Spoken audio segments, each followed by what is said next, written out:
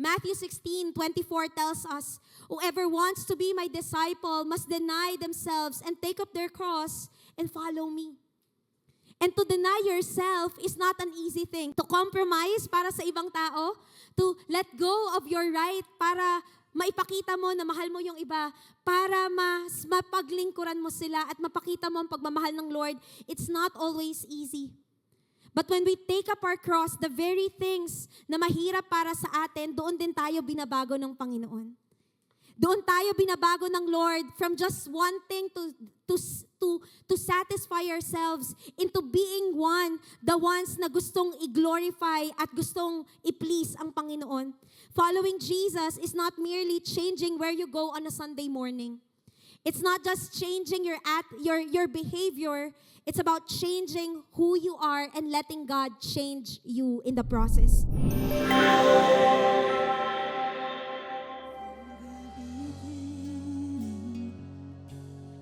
You've been unchanging.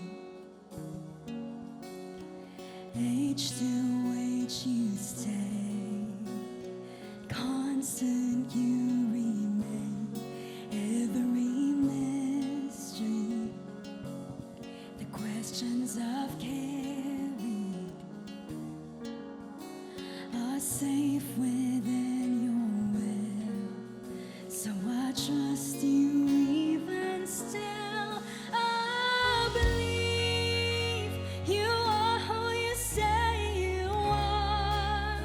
You'll do what you say you'll do. You'll come through. You are always able. I believe you've already made a way. So I'm running through parted waves straight to you. You are always faithful. Jesus, you're for me, holding me steady. Every word you speak is a promise that you keep. This firm foundation cannot be shaken. Oh, my God, you never fail.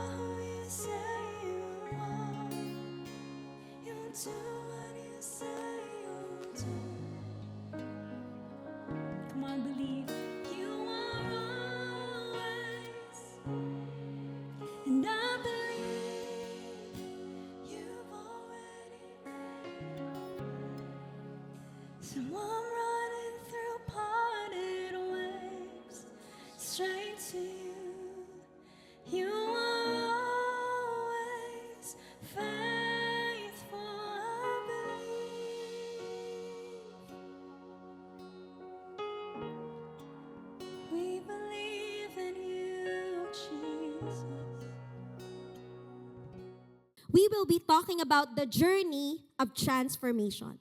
The journey of transformation. Dahil habang tayo po ay naglalakad kasama ng Panginoon at kasama ng mga believers, tayo po ay binabago ng Lord. And that is our testimony. Amen? Binago tayo ng Panginoon. Dati, mainitin yung ulo mo. Ngayon, medyo na lang. Di biro lang po. Diba? The change that Jesus brought in us is not just a little tweak. It's not just a touch up or, alam niyo po yun, retouch. Pero binago niya tayo from the inside out.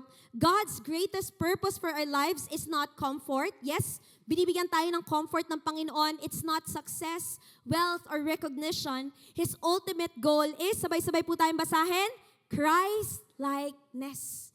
Habang tayo ay tumatagal sa ating buhay Kristiyano, ang tanong, nagiging kamukha mo ba si Jesus? Kapareho ni Jesus magmahal. Diba? Kapareho ni Jesus magpatawad. Kapareho ni Jesus maglingkod sa ibang mga tao. The goal of discipleship is not simply information. Hindi po ito paramihan ng alam. Tama ba?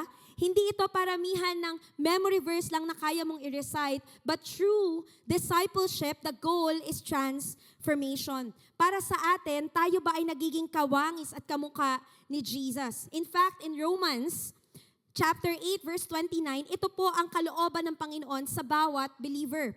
He says, "For those God foreknew, He also predestined to be conformed in the image or to the image of His Son, that He might be the firstborn among many brothers and sisters."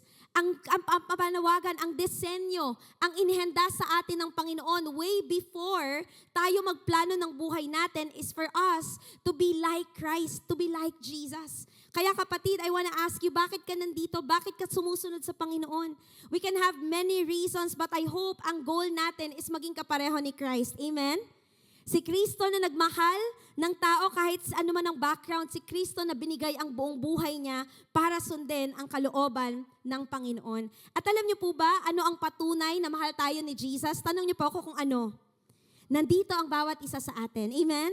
We are loved by God, saved by God through His grace so that we can be called the family of God.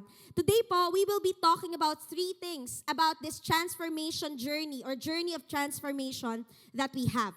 Number 1, transformation begins from the inside out.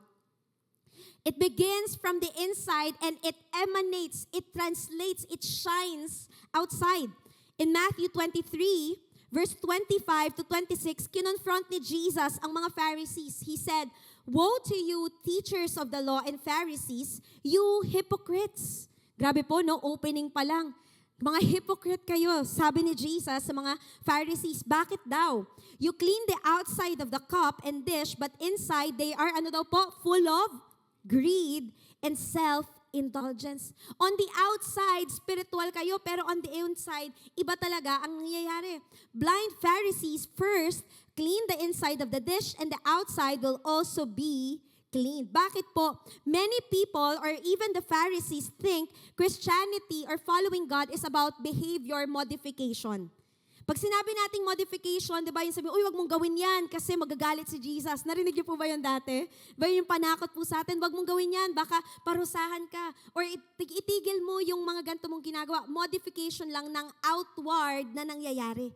Pero pag wala pong tunay na pagbabago sa loob, anong mangyayari? Yung pagbabago, temporary lang. Tama po ba? Di ba yung sabi mo, magda-diet na talaga ako this year. Di ba? Yung iba po, hindi, healthy living na lang daw, di na diet. Pero ano nangyari po? Minsan, 1 week pa lang. Di ba? Sabi na, ay, next week na lang ako mag-start. Next month na lang. Ngayon po, June na. Di ba? Kamusta po? Pag wala talaga sa atin. Pero alam niyo po, nakita ko recently, kapag yung mga tao, kapag apektado na talaga yung health nila, minsan doon talaga, sobrang committed sila sa change. Why? Kasi may something on the inside. And that's the same thing with us. I want to ask us, kapag tayo po ba ay sinabi natin, Jesus has freed us, redeemed us, changed us, totoo po ba sa loob o panglabas lang? Diba? Totoo po ba na si Lord ang ating sinasabing Lord natin or baka nangyayari lang or pinapakita lang natin sa labas? Jesus doesn't merely want to manage your behavior. Hindi gusto ni Jesus na, ay, dapat ganito ka kapag pumunta ka sa simbahan, dapat malinis ka, dapat ganito yung ugali mo. He wants to heal your heart. He wants to heal the root cause. Diba? Bakit ka ba magagalitin? Bakit ka ba may insecurities? Bakit may timidity sa buhay mo? Maybe because your identity in Christ is not yet secured. And God is not merely doing or hindi niya pinapagaling lang yung symptoms, pinapagaling niya yung root cause ng problema. From the inside out, He knew na hindi natin kayang baguhin ang sarili natin. Tama po ba? Pero di ba po, madaling magsalita, pero pag minsan naharap na talaga tayo sa matitest yung pananampalataya natin, that is where we see na maaaring on the outside okay tayo, pero baka inside may gusto pang baguhin ng Panginoon para sa atin. And praise God, He is not after appearances. Okay lang kahit hindi ka pa mukhang maayos, pero nagpapaayos ka kay Jesus. Amen ba? Okay lang kahit hindi ka pa perfecto, pero surrendered ang buhay mo. Bakit? Kasi yung mga tao nga sa Bible, sirang-sira, wasak na wasak yung buhay nila, pero binago sila ng Panginoon. Tama po? We remember Mary Magdalene. Ano pong nangyari sa kanya? Siya po ay punong-puno ng mga demons sa kanya, namumuhay sa kasalanan. Pero one encounter with Jesus na bago ang buhay niya, and she even shared the good news. Walang maruming buhay, walang basag na buhay ang hindi kayang buuin ng Panginoon. We all have hope in God. He changes pride into humility. He changes anger into patience, fear into faith. He changes bitterness into forgiveness, and He changes selfishness into love. And this is so important. A transformed life is a result of a transformed heart. Hindi lang dahil binago mo or nag-adjust ka para sa ibang tao, pero dahil alam mo na binago ni Jesus ang puso mo. Kapag nagbago ang puso natin, napansin niyo po, pag nagbago ang perspective natin, nare-realize natin na mabuti talaga ang Lord at wala talagang imposible sa Kanya. Hindi pa man nakikita ng ating mga mata, but our spiritual eyes know that something is happening. Because what God alters on the inside will eventually show on the outside. Walang matatago. Eventually, mag-show up ang mga bagay na iyan. So, transformation starts from the inside. Transformation starts from within. Pangalawa po, transformation is a process. Can somebody say process? Hindi instant. Meron tayong pinagdadaanan. Kaya nga po ang discipleship program natin ay tinatawag na journey. Can somebody say journey? Pag journey, ibig sabihin, hindi one time, hindi isang beses lang, pero patuloy po tayong naglalakbay. Spiritual growth does not happen overnight. Diba? Yes, minsan, nai-equate natin yung passion. Diba? Naalala niyo po, nung una niyong tinanggap ang Panginoong Jesus, diba? Napakainit niyo po. Napakainit natin sa Panginoon. Walang makakapigil sa atin. Mag-share ka talaga ng Word of God. And that is passion. But sometimes, passion doesn't equate maturity. Tama po? May mga tao, I think our pastors taught this before then, may mga tao, very passionate sila. Pero sometimes they are passionate for the wrong things. And this is where maturity comes in. We get to realize na yes, passionate tayo, maganda yan, in-offer natin lahat ng meron tayo sa Panginoon, pero dapat ang ating maturity, ang ating alignment ay kapareho din ng Panginoon. Yes, may mga gusto tayo sa buhay. Success is good. Pursuing our career are okay. Pero ang tanong, kapatid, with all those things, kasama pa ba natin si Jesus na naglalakad? Kasi minsan, ang dami natin gustong gawin para sa Lord, pero si Lord hindi na natin kasama. Diba? Yung parang we are doing ministries for God, pero si Lord, yung relationship natin sa Kanya, hindi na lumalago. Pero ito po ang ang pinangahawakan natin, that transformation is progressive.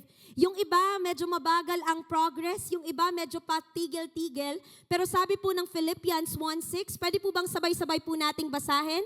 In 3, 2, 1, go. He and we are all a work in progress. Kung hindi ka pa perfecto, okay lang yan kapatid. Bakit? Kasi pinaperfecto pa tayo ng Panginoon. Kung hindi ka pa holy, kapareho ni Jesus, we talked last time, that is the goal. Okay lang yan, binabago pa tayo ni Jesus. Ang nakakalungkot lang po is that kapag tumigil na tayo at ayaw na nating magpatuloy. Ganito na lang yata talaga ako, hanggang dito na lang yata talaga ako. But Jesus said, that is not our endpoint. Progress matters more than perfection. Kung kayo po ay magjo-join ng Sea Life, you don't have to be afraid na, wala pa akong alam na Bible verse, wala pa akong alam na ganito, ganyan. Okay lang po. Bakit? Kasi sa Sea Life po tayo matututo. Amen po?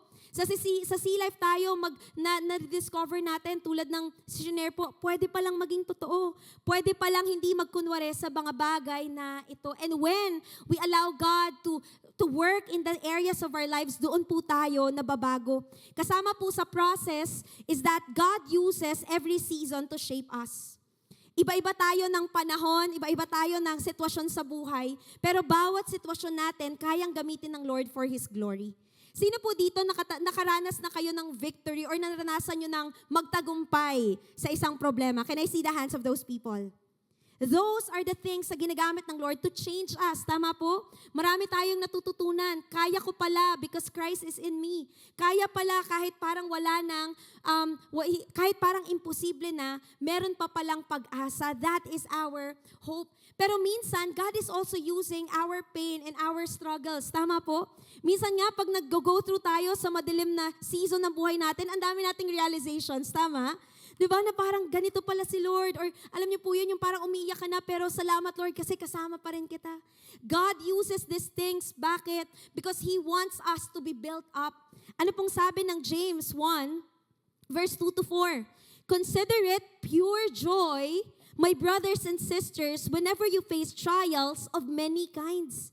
Diba? Hindi pala siya malas, hindi pala siya pinaparusahan ka lang ng Panginoon. May purpose pala si Lord para sa atin because you know that the testing of your faith produces perseverance. Let perseverance finish its work so that you may be mature, complete, and not lacking anything. Gusto ng Panginoon na habang tayo po ay nagpo-progress sa ating buhay, tayo din ay nagmamature. We are called to have a childlike faith. Tama po, di ba? Sabi ng Bible. Pero hindi po tayo dapat manatiling baby Christians ng napakatagal. Amen po? Imagine, di ba? 10 years na tayong Kristiyano, pero baby Christians pa rin tayo. It's time to grow up. Can you say to your neighbor, grow up? And growing up is something na gusto sa atin ng Panginoon. Sometimes He uses the struggles, sometimes He uses the pain so that we can grow and be matured. Nothing is wasted in the hands of God. Sino dito grateful ka for that? Minsan na-take advantage ka, minsan nasaktan ka, pero alam mo, yung pain na yan, pwede pa rin gamitin ng Panginoon for His glory and for His purposes. Diba? It is in those moments na ginagamit ng Lord, nire-redeem niya ang mga bagay na ito. Trials do not merely test our faith, they develop it. God wants to strengthen us. Whatever we are going through, it may not be punishment, it can be preparation from God. Baka kaya may pinagdadaanan ka kasi may pinaghahandaan ng Panginoon para sa'yo. Hinahanda ka ng Lord para sa mas malalaking bagay. Hinahanda ka ng Lord para sa mga bagay na hindi mo pa kayang i-handle ngayon, pero alam ng Lord na ibibigay niya sa'yo. Think about the nation of Israel. Sila po ay matagal na naging slave sa Egypt. And then, after several plagues or miraculous signs and wonders, sila po ay pinalabas ng Panginoon. Yun po yung kinakanta natin kanina, that you have made a way. At alam ko, tumatakbo ako sa parted ways. Bakit? Kasi si Lord na ang humati ng Red Sea.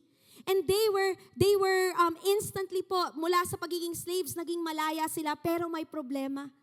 They were out of Egypt. God delivered Israel out of Egypt overnight, but it took 40 years in the wilderness to get Egypt out of them. Nakalabas na sila sa Egypt. Hindi na sila slave, pero yung slave mentality nila nananatili. Ano pong nangyari? When they were in the wilderness, wala silang makain.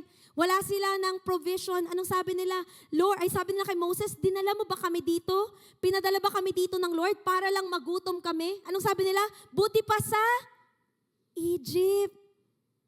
Kahit slave kami, pero may nakakain kami. Kahit ganito kami, pero meron kaming provision. And sometimes, sa buhay natin, may ganun din.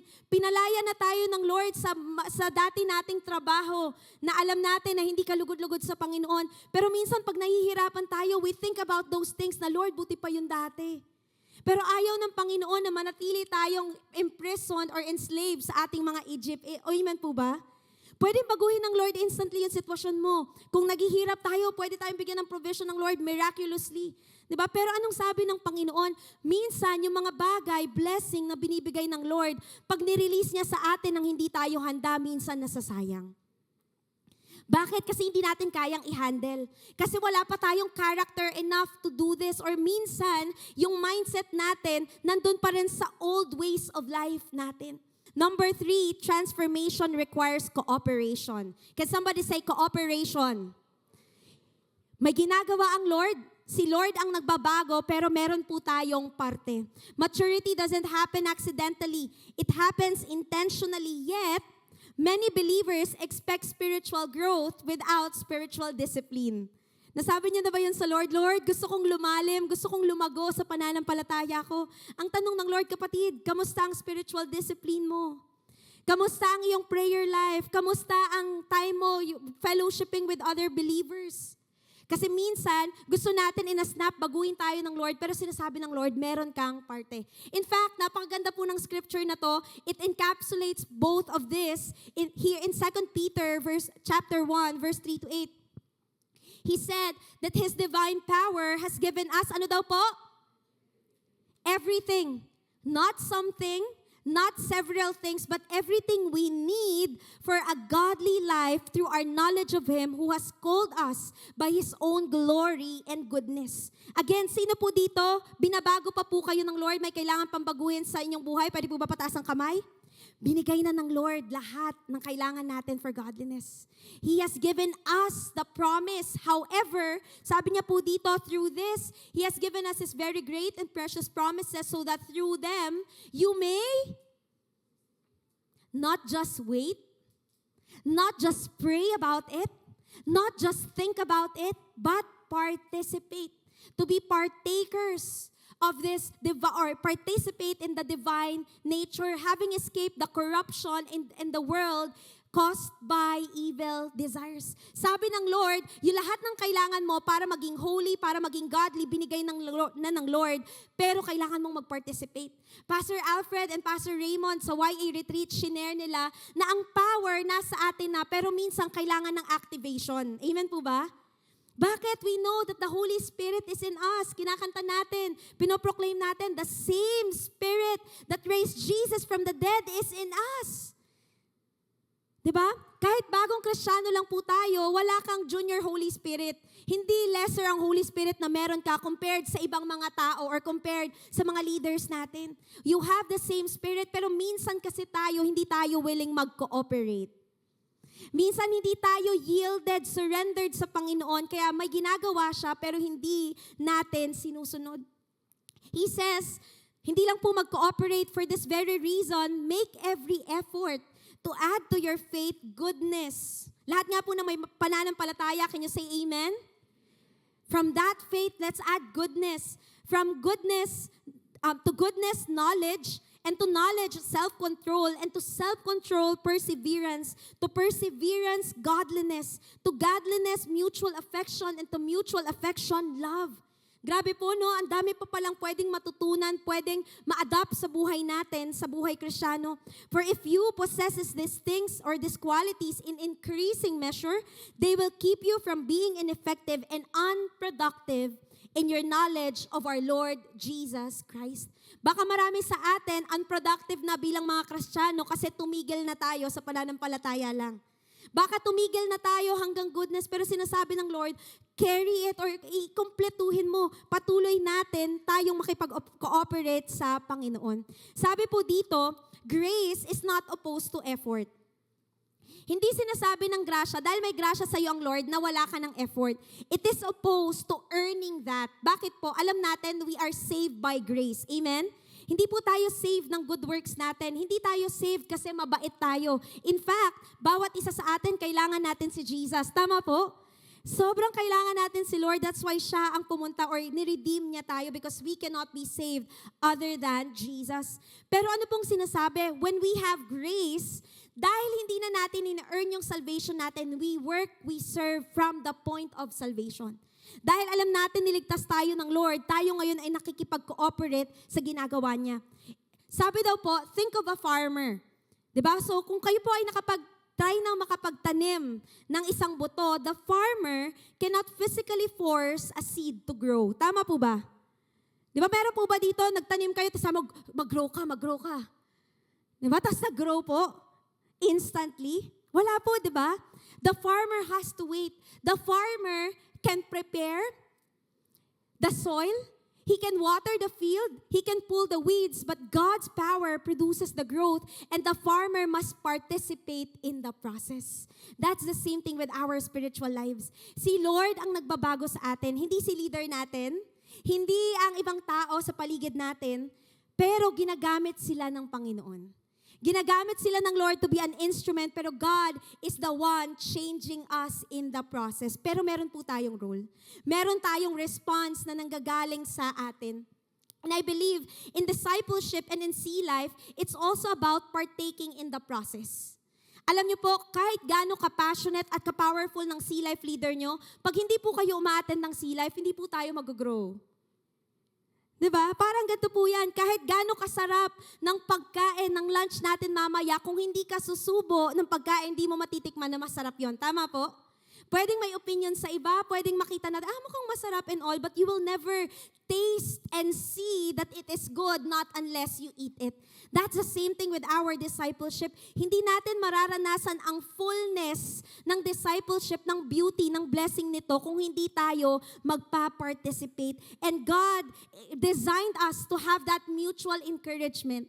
Sino po dito minsan na kayong na-discourage sa buhay pero grateful kayo kasi may mga tao na nag-encourage sa inyo?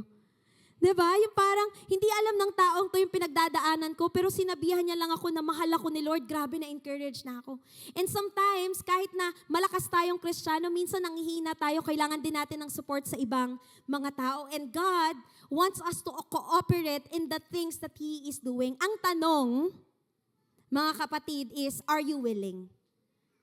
Are you willing to take that step?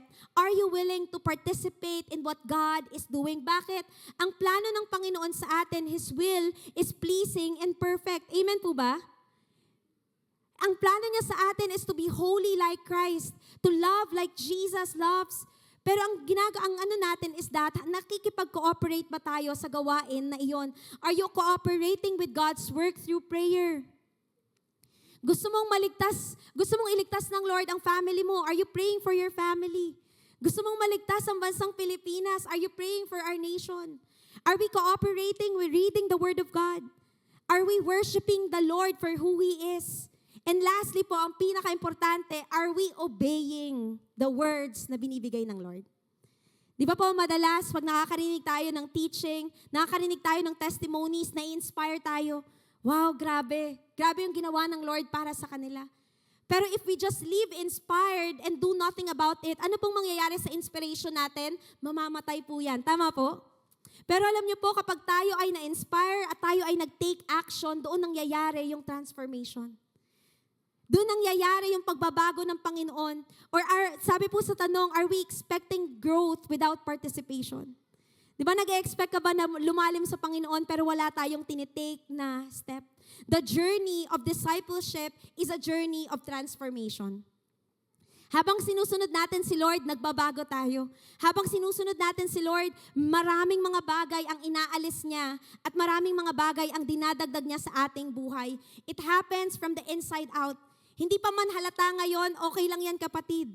Bakit? Kasi eventually, anumang bagay ang dineposito ng Lord sa'yo, magniningning yan. Tama po ba? Sabi ng Bible, let your light shine like a city on a hill that cannot be hidden. Diba? Pag meron yan, kapag ikaw ay nag-shine sa glory ng Panginoon, walang ibang tao ang makakapag-deny nito. Tama po? Matthew 16:24 tells us, whoever wants to be my disciple must deny themselves and take up their cross and follow me. And to deny yourself is not an easy thing. Tama po ba? To compromise para sa ibang tao, to let go of your right para maipakita mo na mahal mo yung iba, para mas mapaglingkuran mo sila at mapakita mo ang pagmamahal ng Lord, it's not always easy. But when we take up our cross, the very things na mahirap para sa atin, doon din tayo binabago ng Panginoon. Doon tayo binabago ng Lord from just wanting to satisfy ourselves into being one, the ones na gustong i-glorify at gustong i-please ang Panginoon. Following Jesus is not merely changing where you go on a Sunday morning. It's not just changing your behavior. It's about changing who you are and letting God change you in the process. Minsan sa pamamagitan ng ibang tao, God intentionally picked up for you. Doon tayo binabago ng Lord. This is a classic example when we ask God for, na Lord, turuan mo akong magmahal. Diba si Lord minsan nagdadala ng mga tao sa buhay natin na mahirap mahalin.